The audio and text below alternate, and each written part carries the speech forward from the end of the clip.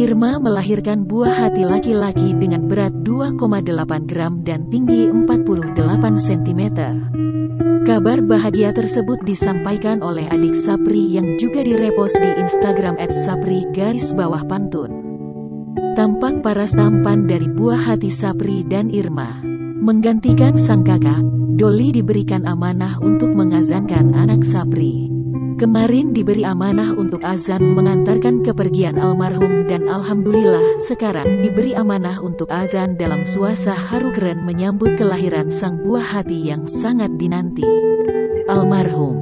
Mudah-mudahan amanah ini bisa tetap kita jaga untuk mendidik dan membesarkan sang buah hati.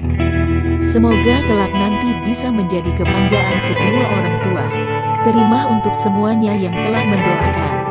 Sederet rekan artis dan warganet ramai memberikan ucapan selamat dan doa.